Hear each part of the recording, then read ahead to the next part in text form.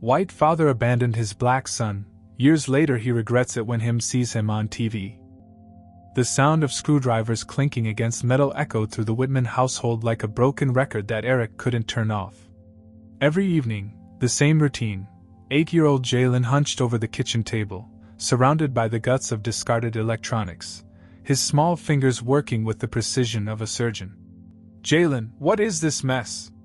Eric's voice cut through the quiet concentration like a blade.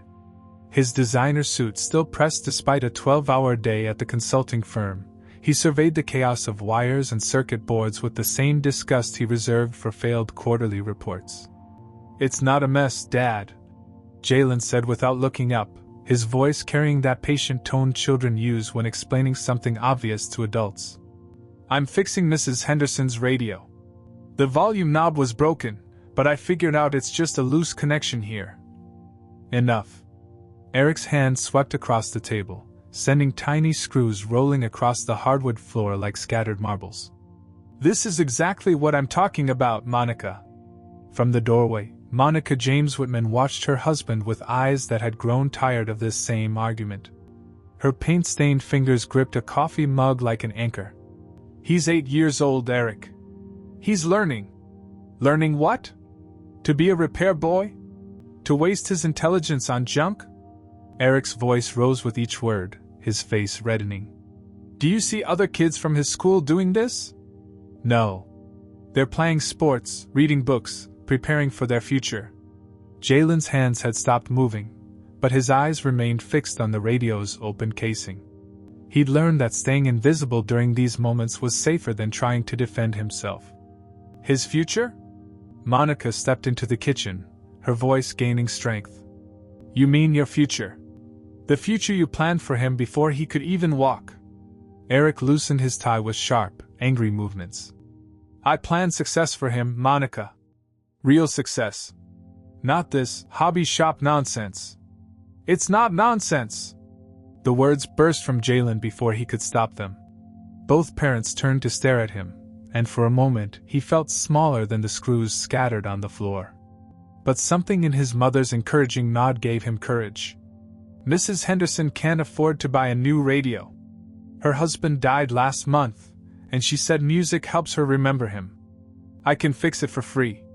Eric's laugh was cold, mechanical. "And what does that teach you? That your time is worthless? That you should give away your skills for nothing?" "It teaches him compassion," Monica said quietly. "Something money can't buy. Compassion doesn't pay for Harvard, Monica. Compassion doesn't build careers." The word Harvard hung in the air like a ghost. Eric had been talking about Harvard since Jalen learned to count, mapping out a path that led from Little League to student council to law school. A path that had no room for broken radios or the joy that lit up their son's face when he brought dead things back to life. "Maybe Jalen doesn't want Harvard," Monica said, her voice barely above a whisper. "Then Jalen doesn't understand what's good for him." Eric's response was swift, brutal. "That's what parents are for." 3 months later, the fights had escalated beyond electronics. Eric criticized everything, Jalen's friends. Why is he hanging around with the Martinez boy? His father works in a garage.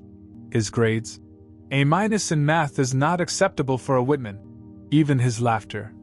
He's too loud, Monica. Successful people learn to control themselves. The breaking point came on a Tuesday evening when Jalen won second place in his school's science fair for a battery-powered flashlight that could run for weeks on minimal power. Second place? Eric's voice was ice. What happened to first? Amy Chin built a volcano that actually erupted. Jalen explained, still clutching his red ribbon like a treasure. But Mr. Rodriguez said my flashlight could actually help people during power outages and could help people. Eric's words were sharp, mocking. There it is again. Always helping others instead of helping yourself get ahead. Monica had been quiet during dinner, but something in Eric's tone made her set down her fork with force. What is wrong with you? What's wrong with me? What's wrong is that I'm watching my son settle for mediocrity while his mother cheers him on. Mediocrity? Monica's voice rose. He invented something useful at 8 years old. He came in second at a children's science fair, Monica. Second place is first place for losers. The silence that followed was devastating. Jalen felt something break inside his chest, a small sound like the snap of a wire under too much tension. His father's words echoed in his head, second place is first place for losers. I hate you, Jalen whispered, the words falling like stones into still water. Eric's face went white, then red. What did you say? I said I hate you. Jalen's voice cracked, 8 years of frustration and disappointment spilling out like water from a broken dam. I hate that nothing I do is good enough. I hate that you want me to be someone else. I hate that you look at me like I'm broken. The slap came fast, sharp across Jalen's cheek. The sound echoed through the kitchen like a gunshot.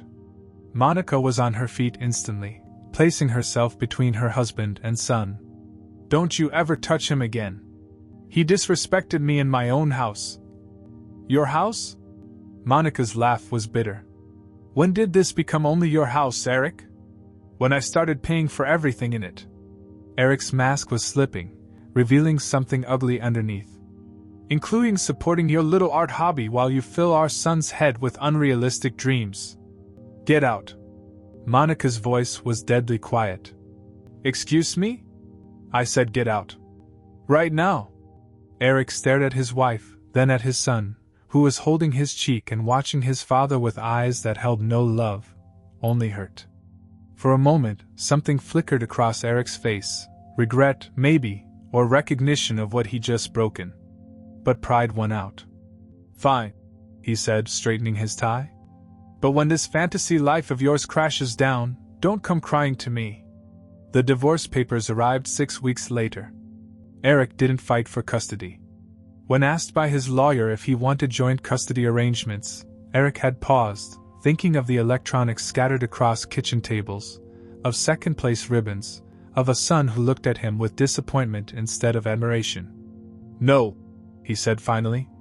Monica can have him. Maybe she can fix whatever's wrong with him. But Eric's cruelest twist came in the form of a conversation Jalen wasn't supposed to hear.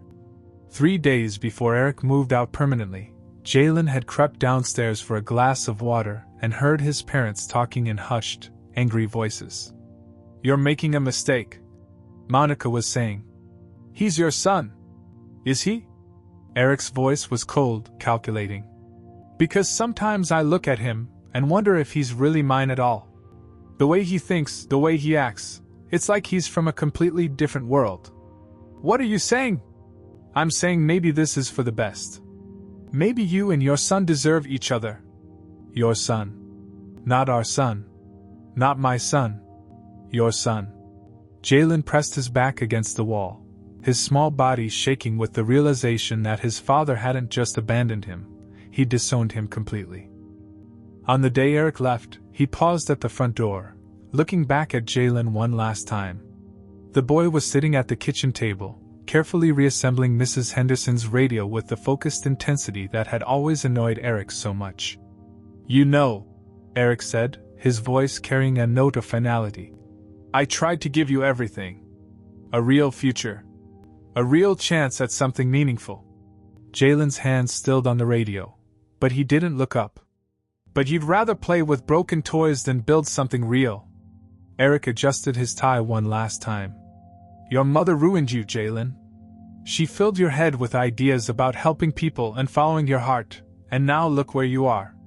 8 years old and already settling for less. Only then did Jalen look up, his dark eyes meeting his father's blue ones. Maybe being less than you is enough for me. Eric's jaw tightened. He wanted to say something cutting, something that would hurt the way his son's words hurt him. Instead, he walked out and closed the door behind him with a quiet click that sounded like the end of everything. Jalen sat alone at the kitchen table, surrounded by the familiar comfort of wires and circuits, and carefully finished fixing Mrs. Henderson's radio. When it crackled to life, filling the silent house with music, he smiled through his tears. It was the last time he would smile for a very long time. 5 years had passed since Eric Whitman walked out, and the small apartment Monica and Jalen now called home bore no resemblance to their old house. The walls were thin, the neighbors loud, and the heating worked only when it felt like it. But 13-year-old Jalen had learned to see opportunity in broken things. "Mrs. Chen's fan is making that grinding noise again," Monica called from the kitchen, where she was stretching a can of soup into dinner for two. Her art supplies sat dusty in the corner. Paint was a luxury they couldn't afford anymore. Jalen looked up from his homework, spread across a card table that doubled as his workbench. "I can fix it after school tomorrow. The bearing just needs cleaning." "Baby, you can't keep fixing everyone's things for free."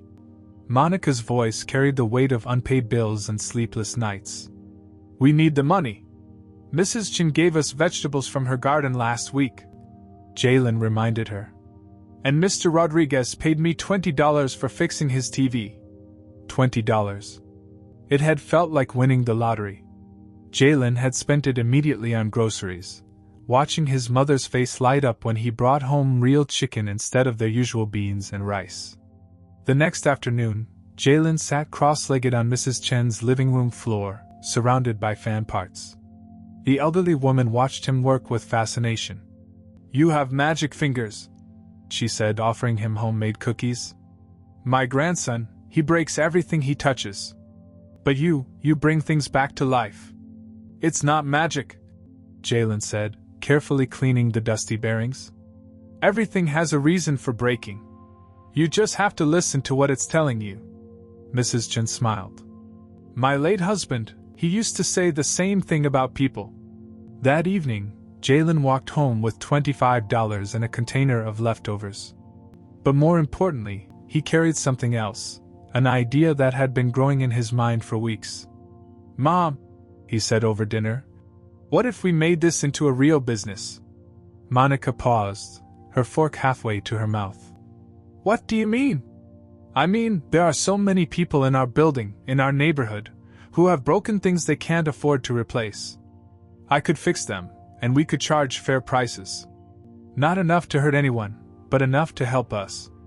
Monica studied her son's face, seeing the same spark that used to drive Eric crazy.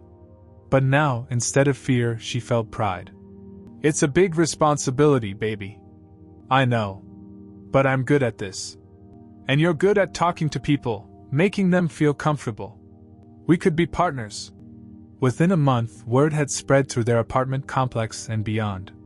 Jalen James, he'd started using his mother's maiden name, wanting nothing to do with Whitman, could fix anything electronic. His rates were fair, his work was guaranteed, and he never looked down on people who couldn't afford much. But it was the water crisis that changed everything. When the old pipes in the Riverside housing project started delivering brown, undrinkable water, the city promised repairs. Within 6 months. For families already struggling to make ends meet, 6 months might as well have been forever. Jalen had been delivering a repaired microwave to Mrs. Patterson when he saw her boiling water on the stove for the 3rd time that day. "The bottles are so expensive," she explained, her baby crying in the background. "And this water. I can't give this to my children." That night, Jalen couldn't sleep. He kept thinking about Mrs. Patterson's baby, about the dozens of other families in the same situation. He pulled out his notebook, the same one where he'd been sketching electronic circuits since he was 8, and started drawing. Water purification. Solar power. Cheap materials. It had to be simple enough to build, affordable enough to buy, and reliable enough to trust with people's lives. 3 weeks later, Jalen had built his first prototype, a solar-powered water purifier that could turn contaminated water into clean drinking water for less than $50 in parts. He tested it obsessively, running sample after sample through the chemistry lab at his high school until his teacher, Ms. Rodriguez, finally asked what he was working on. "This could save lives," she said after examining his design. "Jalen, this is brilliant." "It's not brilliant," Jalen replied, unconsciously echoing his father's old criticisms. "It's just necessary." Ms. Rodriguez studied him carefully. "Who told you that brilliance and necessity can't be the same thing?" Jalen didn't answer, but something shifted inside him. Maybe his inventions didn't have to cure cancer or revolutionize technology to matter. Maybe helping Mrs. Patterson's baby drink clean water was enough. The purifiers spread through the Riverside project like wildfire. Jalen charged only for materials, barely breaking even, but seeing families with clean water felt better than any profit. It was Mrs. Patterson who first called him a lifesaver. It was her neighbor who started calling his devices miracles. And it was a local reporter, investigating the water crisis, who first wrote about the teenage inventor giving hope to forgotten families. But Jalen's biggest breakthrough came from an unexpected source, his high school guidance counselor, Mr. Kim, who had been watching Jalen's grades slip as he devoted more time to his inventions. "You're failing chemistry while building water purifiers," Mr. Kim said during their meeting. "That doesn't make sense. School chemistry is different," Jalen explained. "It's about memorizing formulas. This is about solving problems." Mr. Kim leaned back in his chair. "What if I told you there was a place where both could be the same thing?" 3 days later, Jalen found himself sitting across from Professor Sarah Martinez, a retired engineering professor who had heard about his work through Mr. Kim. "Show me your designs," she said simply. For the next 2 hours, Jalen spread his notebooks across her kitchen table, explaining his thought process, his failures, his improvements. Professor Martinez listened without interruption, occasionally asking pointed questions that made Jalen think deeper about his work. Finally, she leaned back with a small smile. "Jalen, have you ever heard of the Underground Innovation Challenge?" He hadn't. But as Professor Martinez explained, a secret competition for young inventors whose ideas could change the world, judged by industry professionals, with a grand prize that could fund a real company. Jalen felt something he hadn't experienced in years. Hope. "The deadline is in 3 months," Professor Martinez said. "I'll help you prepare. But I need to know you're serious about this. Are you ready to compete with the best young minds in the country?" Jalen thought about his father's voice. Second place is first place for losers. Then he thought about Mrs. Patterson's baby, drinking clean water for the first time in months. "I'm ready," he said. He had no idea that 3 months later, his life would change forever, or that somewhere across the city, Eric Whitman would be watching. The Underground Innovation Challenge took place in an abandoned warehouse that had been transformed into a high-tech showcase for one night only. Jalen had never seen anything like it. Hundreds of young inventors from across the country, their creations gleaming under professional lighting, venture capitalists and tech executives moving through the crowd like sharks sensing blood in the water.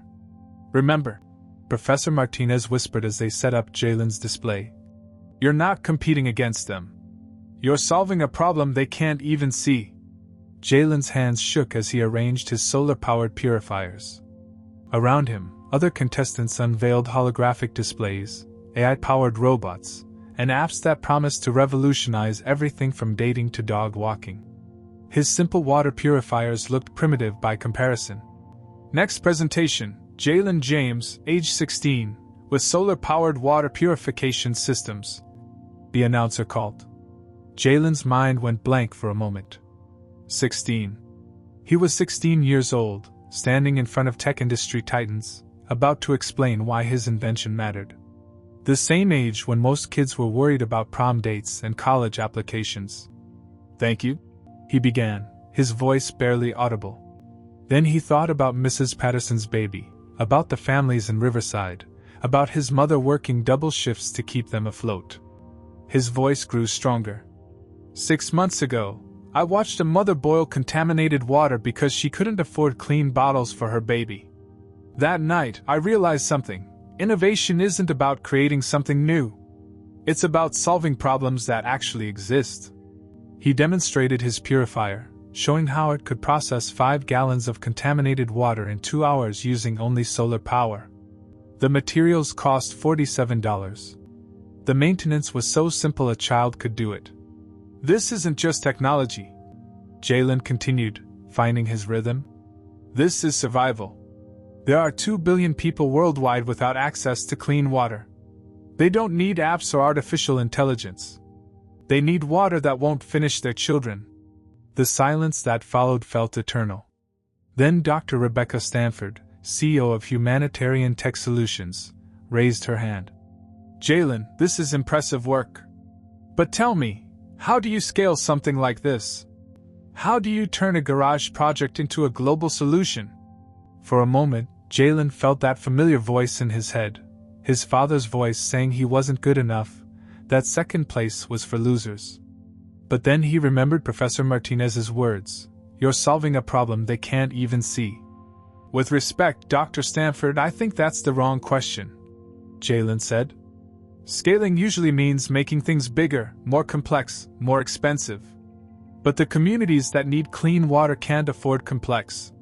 They need simple, reliable, and cheap. Instead of scaling up, we scale out, teach people to build and maintain these systems themselves. Create jobs in the communities that need them most." Dr. Stanford's eyebrows rose. Around the room, other judges leaned forward with interest. "So you're proposing a business model based on giving away your intellectual property?" "I'm proposing a business model based on saving lives," Jalen replied. "Profit comes second to people. Always." 3 hours later, Jalen stood in stunned silence as his name was announced as the winner. The grand prize, $50,000 in seed funding and mentorship from some of the biggest names in tech. But it was what happened next that changed everything. Dr. Stanford approached him after the ceremony, her expression thoughtful. "Jalen, I've been in this industry for 20 years, and I've never seen anything quite like what you presented tonight. Not just the technology, the philosophy behind it." "Thank you, ma'am. I have a proposition. My company specializes in humanitarian technology solutions. We're looking for someone to head our new division focused on disaster relief and water access. Someone who understands that innovation means nothing if it doesn't reach the people who need it most." Jalen blinked. "Are you offering me a job?" "I'm offering you a platform. Keep your independence, keep your principles, but let us help you reach communities worldwide. We handle the logistics, the funding, the distribution. You focus on what you do best, solving problems that matter." That night, Jalen called his mother from his hotel room. "Mom, we won. Baby, I'm so proud of you." Monica's voice cracked with emotion. "Tell me everything."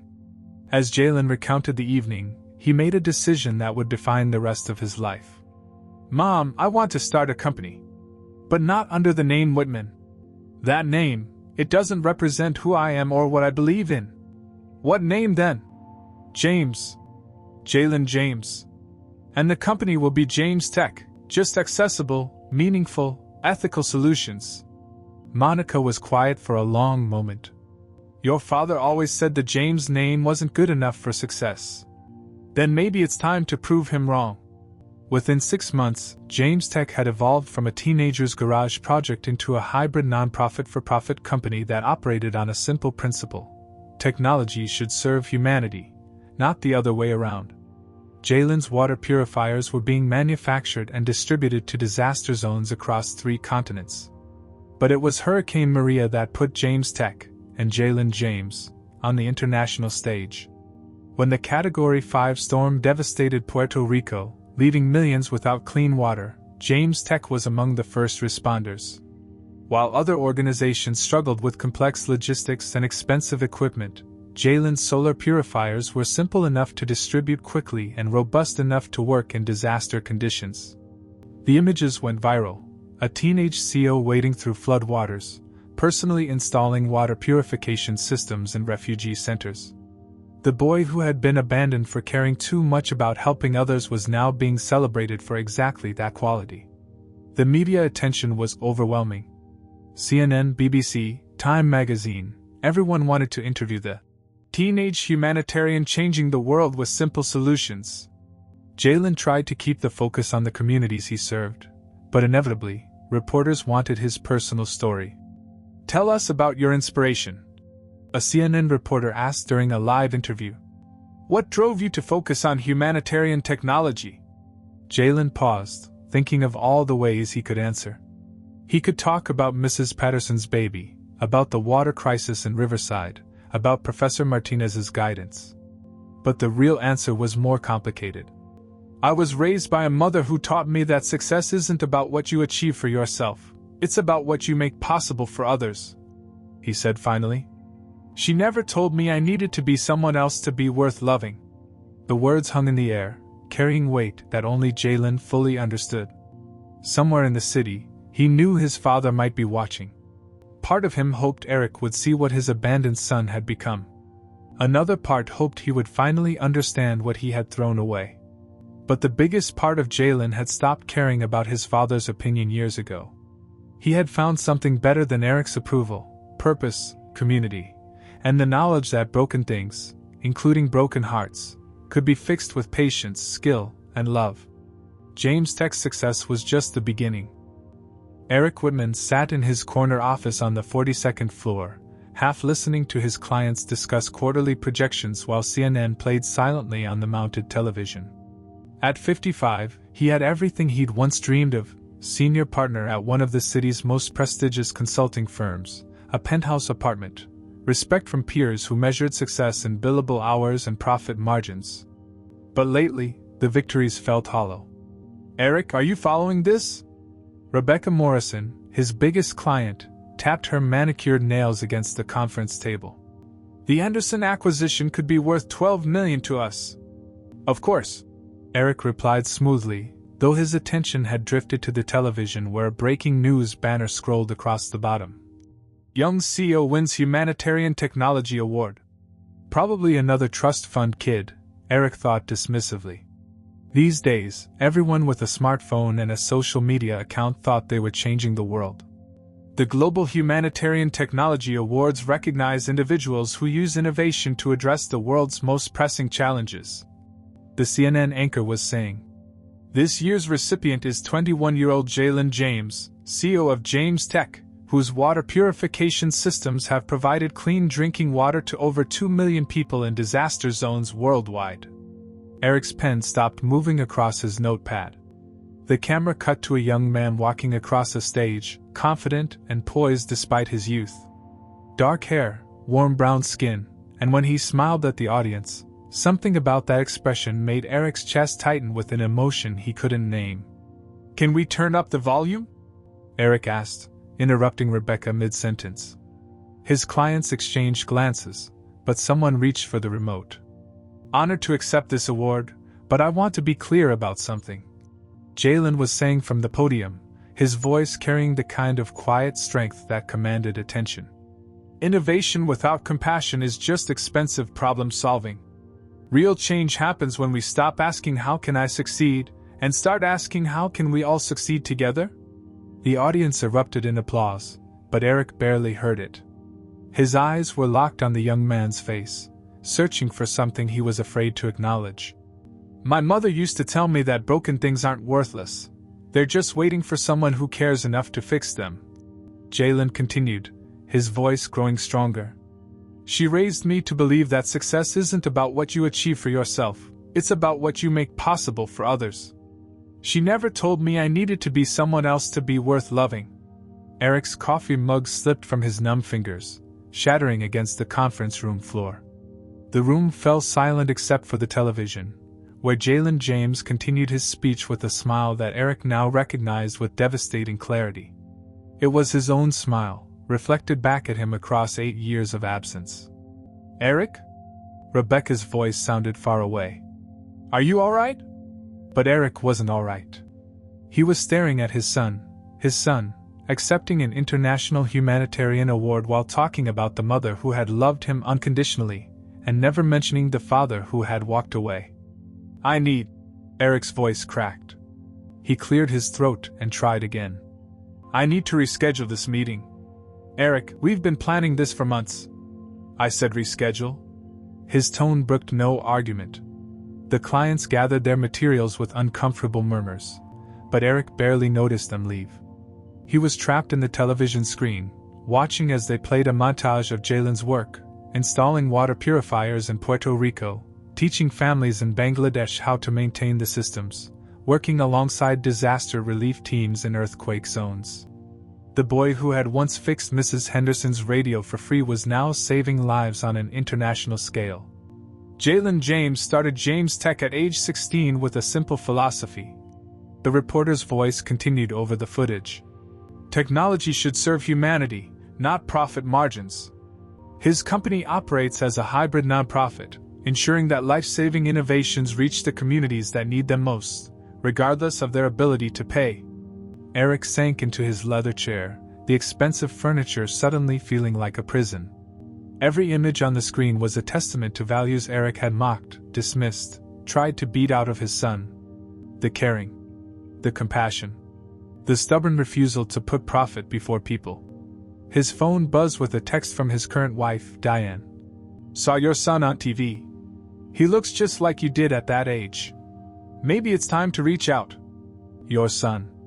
Even Diane, who had never met Jalen, recognized the truth Eric had been running from for 8 years. Eric grabbed his laptop and pulled up James Tech's website. There was Jalen's photo, professional now, but still carrying that determined expression Eric remembered from kitchen table arguments. The biography was carefully written, focusing on his innovations and achievements. No mention of his father anywhere.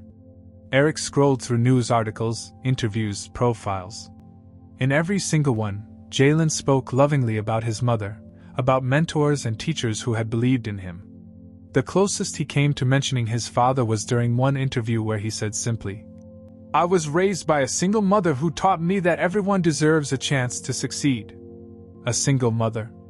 As if Eric had never existed at all. The irony was suffocating.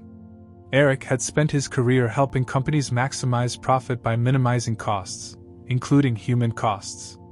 He had built his reputation on the belief that success meant rising above others, not lifting them up.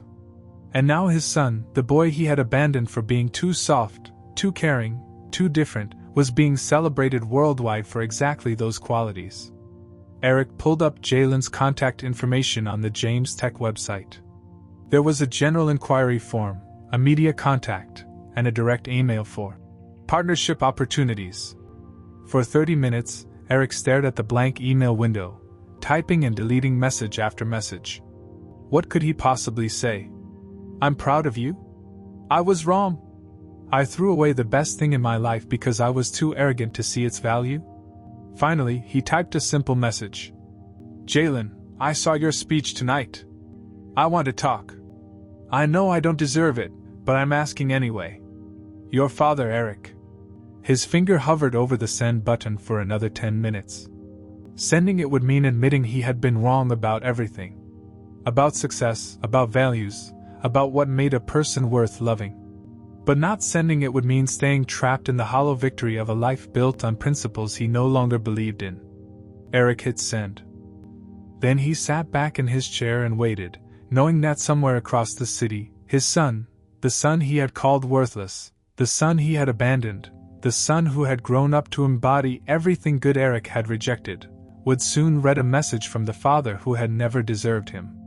The television continued playing footage of Jalen's humanitarian work, and Eric watched his son's face, looking for any trace of the hurt little boy who had once asked why he wasn't good enough. He found none. Jalen James had healed from wounds Eric had inflicted, had built a life of meaning from the ashes of paternal rejection. And Eric realized that his son's greatest achievement wasn't saving 2 million lives. It was proving that love could triumph over abandonment, that compassion could be stronger than cruelty, and that sometimes the people we dismiss as failures become the heroes we never had the courage to be. Jalen stared at the email for 3 days before responding. The message sat in his inbox like an unexploded bomb, 17 words that carried 8 years of abandonment. "Jalen, I saw your speech tonight. I want to talk. I know I don't deserve it, but I'm asking anyway. Your father, Eric. Your father." As if biology alone granted him that title. "You don't have to do this," Monica said, finding Jalen at his kitchen table with his laptop open to the same email he'd been reading obsessively. Dark circles under his eyes betrayed sleepless nights wrestling with ghosts he thought he'd buried. "I know," Jalen replied, his voice hollow. "But I think I need to. Baby, you don't owe him anything. I don't owe him forgiveness." Jalen agreed. "But maybe I owe myself closure." The coffee shop Jalen chose for their meeting was deliberately neutral, a small place in downtown where either of them had history. He arrived 15 minutes early, claiming a corner table with a clear view of the entrance. When Eric walked in, Jalen's breath caught despite himself. 8 years had aged his father more than expected.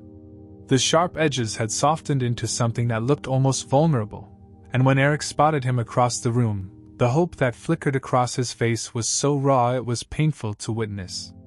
"Jalen." Eric's voice was carefully controlled as he approached the table. Thank you for coming.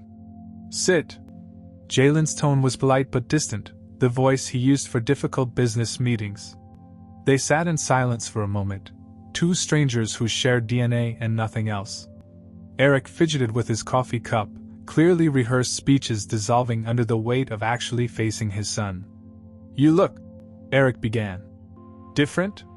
Jalen's smile was sharp. "It's been 8 years. People change. You look successful. Happy." Eric's words came out halting, uncertain. "I saw your acceptance speech. What you've built with James Tech, it's incredible. Is that why you reached out? Because I'm successful now?" The question hit Eric like a physical blow. "No, because I was the same person 8 years ago that I am today," Jalen continued, his voice gaining strength. "I had the same mind, the same heart, the same desire to help people. The only difference is now the world recognizes it." Eric's carefully prepared words crumbled. "Jalen, I was wrong." "About what, specifically?" Jalen leaned back in his chair, arms crossed. "Wrong about me being worthless? Wrong about electronics being a waste of time? Wrong about Mom ruining me? Or wrong about me not being your real son?" Eric's face went white. "You heard that." "I heard everything." Jalen's voice was deadly quiet. "I heard you tell Mom that maybe I wasn't really yours. I heard you call me broken. I heard you say that caring about people made me weak. I was angry. I was. You were honest." Jalen cut him off. "That's the thing about anger, it strips away pretense. When you're furious, you say what you really think." Eric sat in silence, knowing there was no defense for the truth. "Do you know what the hardest part was?" Jalen asked, his composure finally cracking. "It wasn't the abandonment. Kids survive absent fathers every day. It was the why. It was knowing that you looked at everything I loved, everything that made me who I am, and decided it was worthless. I was protecting you. From what? From caring about people? From using my skills to help others? From finding joy in fixing broken things?" Jalen's voice rose, drawing glances from other customers. He lowered it again, but the intensity remained. "You weren't protecting me. You were trying to turn me into you." Eric's composure shattered completely. "I thought, God help me, I thought success meant being hard. Ruthless. I thought if you cared too much about others, the world would eat you alive. And instead, caring about others became my strength." Jalen shook his head in disbelief.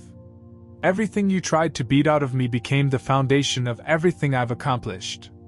I know that now." Eric's voice was barely a whisper. "Watching you on that stage, seeing what you've built, I realized I spent 8 years telling myself I was protecting you when really, I was just a coward who couldn't handle having a son who was better than me."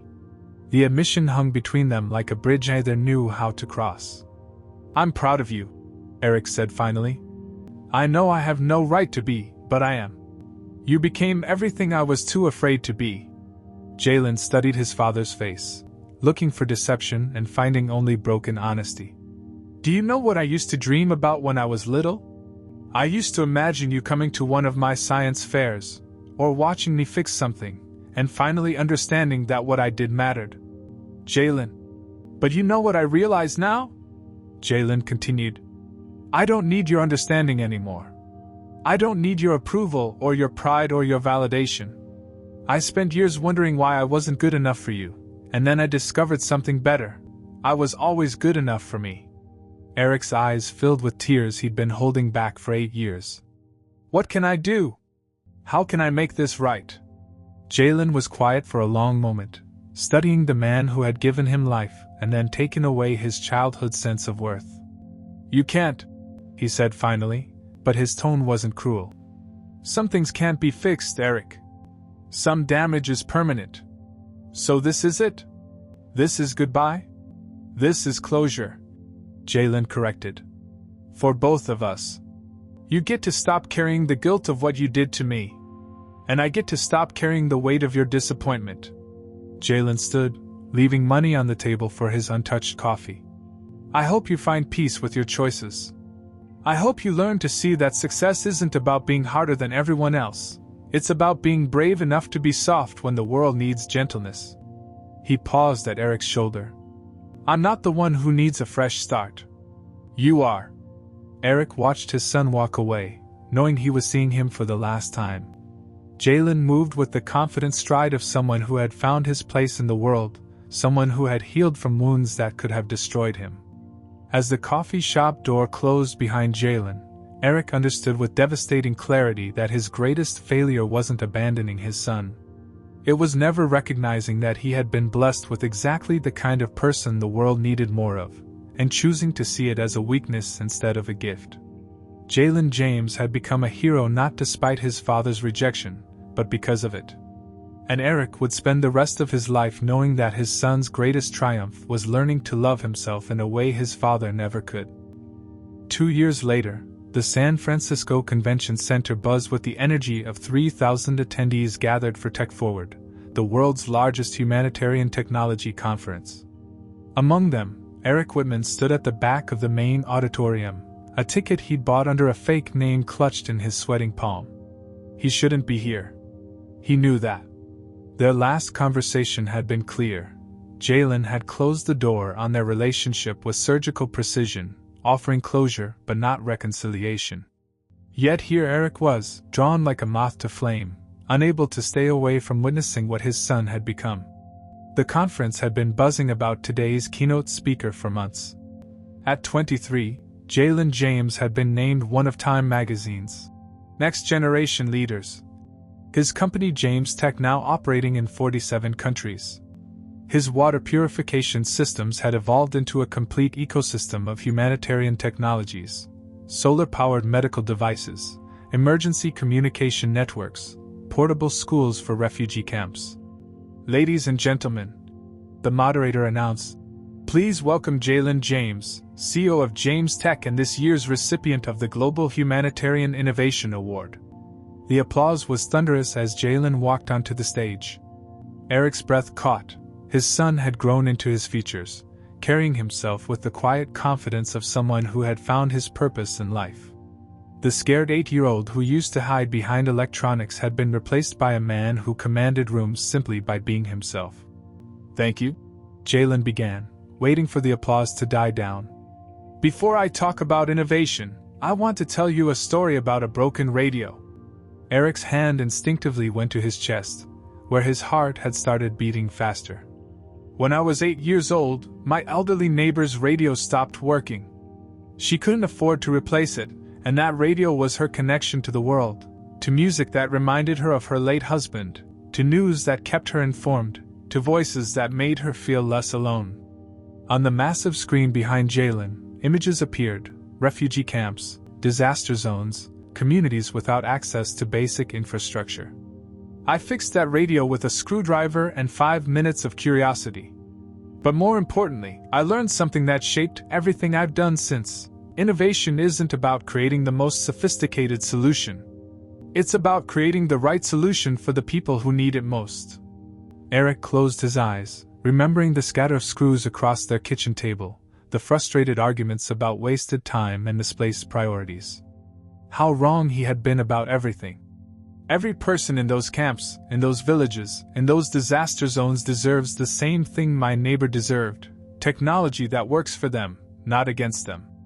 Simple, reliable, maintainable solutions that restore dignity instead of creating dependency. The presentation continued for 40 minutes, showcasing innovations that had saved hundreds of thousands of lives. But Eric barely processed the technical details.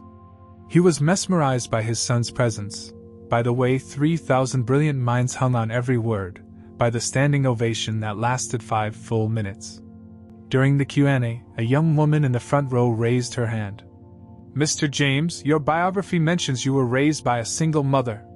How did that shape your approach to innovation?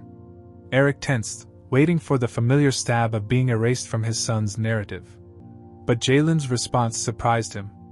My childhood taught me that broken things aren't worthless. They're just waiting for someone who cares enough to fix them. I was lucky to be raised by someone who saw potential instead of problems, who taught me that success isn't about rising above others, but about lifting others up. He paused, his eyes scanning the crowd, and for one impossible moment, Eric thought their gazes met across the vast auditorium. But I also learned that sometimes the people who hurt us become our greatest teachers, not through their wisdom, but through their absence. Sometimes we discover our strength not because someone believes in us, but because we're forced to believe in ourselves. Eric's vision blurred. His son wasn't just talking about Monica's love, he was acknowledging the impact of Eric's abandonment, but without bitterness, without blame. Just truth. After the presentation, Eric waited outside the convention center, watching as hundreds of people approached Jalen for selfies, business cards, partnerships. His son handled each interaction with genuine warmth, making everyone feel seen and valued. A teenage girl with a prosthetic leg approached nervously. Mr. James, I'm developing an app for disabled athletes, but nobody takes me seriously because I'm 16. Jalen crouched down to her eye level. What's your name? Sarah. Sarah, let me tell you something important. Age doesn't determine innovation, passion does. Some of the world's most important inventions came from people who were told they were too young, too different, too focused on the wrong things. He handed her his business card. Email me your prototype. I want to see what you're building. Eric watched his son's kindness with wonder and devastating recognition. This was who Jalen had always been, the boy who fixed radios for lonely neighbors, who saw potential in broken things, who believed everyone deserved a chance to succeed. Eric had tried to break that spirit, and instead had forged it into something unbreakable. As the crowd thinned, Eric finally approached. Jalen noticed him immediately but didn't seem surprised. I didn't expect to see you here, Jalen said quietly. I couldn't stay away, Eric admitted. I needed to see, to understand what you've built. They stood in comfortable silence for a moment, two men who shared everything and nothing. I'm retiring next month, Eric said finally. Selling my share of the firm. I wanted you to know that I'm donating the proceeds to humanitarian organizations. It won't change anything between us, but maybe it can help continue the work you're doing. Jalen studied his father's face. What will you do then? I don't know yet. Maybe volunteer somewhere. Maybe learn to fix things instead of just optimizing them. Eric managed a small smile. Maybe try to become someone worthy of being your father, even if it's too late to matter. It's never too late to become who you're supposed to be, Jalen said softly. I learned that from someone who refused to give up on broken things. Eric nodded, tears he'd stopped fighting flowing freely. I'm proud of you, Jalen. Not because you're successful, but because you're good. Because you took every cruel thing I said and proved that kindness is stronger than cruelty. That love is more powerful than fear. Take care of yourself, Eric, Jalen said, extending his hand. Eric shook it, knowing this was goodbye. Not angry or bitter, just complete. As he walked away from the convention center, Eric realized that his son's greatest gift wasn't the lives he'd saved or the awards he'd won. It was showing the world, and his broken father, that people could heal from the worst wounds and still choose love over resentment. Jalen James had built a legacy of hope from the ashes of abandonment. And Eric Whitman would spend whatever years he had left trying to earn even a fraction of that grace.